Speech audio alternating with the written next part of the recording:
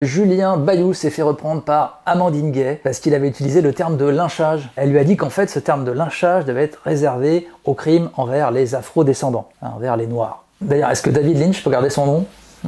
Alors aujourd'hui j'avais envie de vous faire un petit vadémécum, des expressions qu'on peut encore employer. Vous avez vu, j'ai même mis mes lunettes.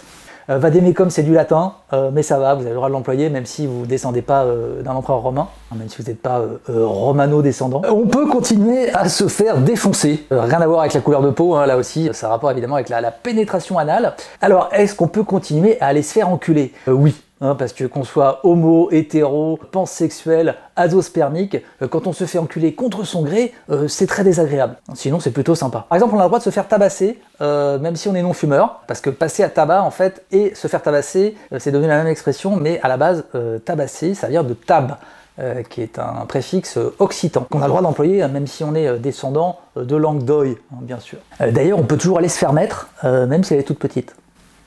On peut continuer à dire « ça me la coupe », même si on n'est pas circoncis, parce que là aussi ça vient de couper la chic. Voilà, on reste dans le tabac, quoi.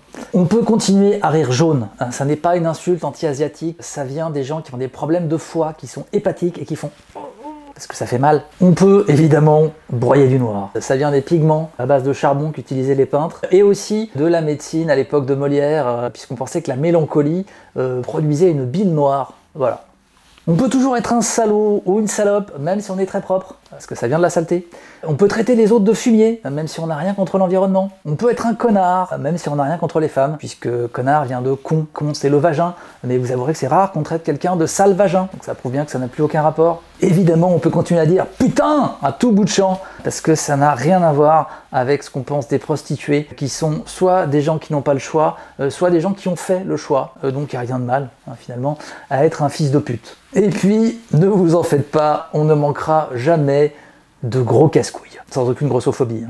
Il paraît que je le dis pas assez, donc abonnez-vous, suivez-moi sur les réseaux, et retrouvez-moi ce vendredi 4 décembre sur France 2 pour Génération Paname.